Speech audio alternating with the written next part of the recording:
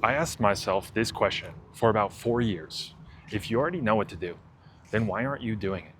And the answer that I eventually found kind of wrecked me.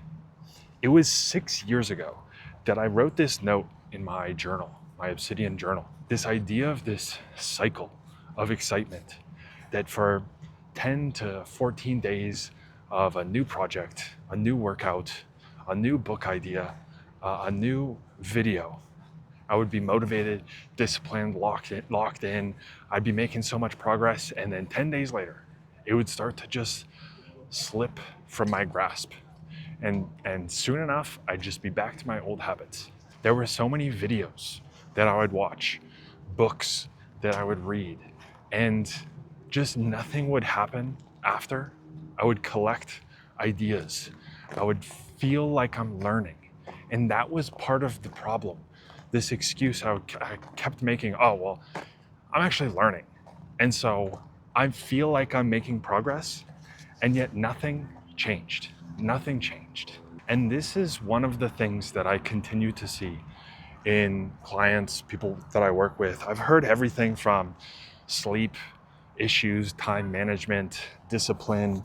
A lot of it comes down to this form of consistency, lack of consistency as the surface level problem. And in one conversation later, they've read all of the books, they watch all of the self-improvement videos. I had one founder who even sought out professional help for her burnout, was working with a clinic, and yet still starting to loop in that same pattern. People with discipline issues, scrolling, and the problem is never the information. It's never the information. See, the pattern here is every time we watch a reel, watch a video, like a reel video, save a reel to our folder, every Notion doc that we have, every journal entry, every book that we read, note that we make, every time we say we're going to do something and then we don't do it. Every time we leave our Kindle out, our journal out on the table, on the kitchen table, every time we put our phone away and we say, no, I'm not going to do it. And then we just walk by our journal. We walk by our Kindle. We pick up our phone.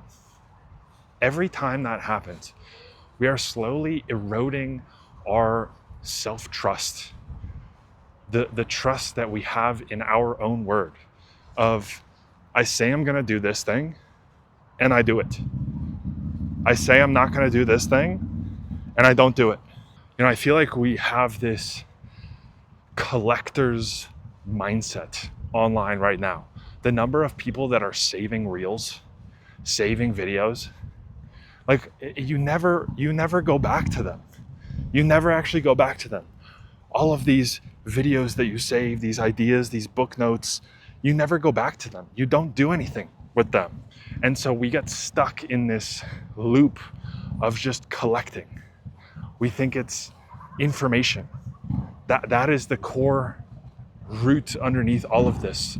We think that understanding and information is what will fix this. Oh, we hear a great video from Chris Williamson, and Alex Hormozy has this great video on this sales tactic. Oh, let me save this reel. Let me add it to my journal. Let me add it to my note-taking Notion system. And then nothing happens. The question is why? Why does nothing happen?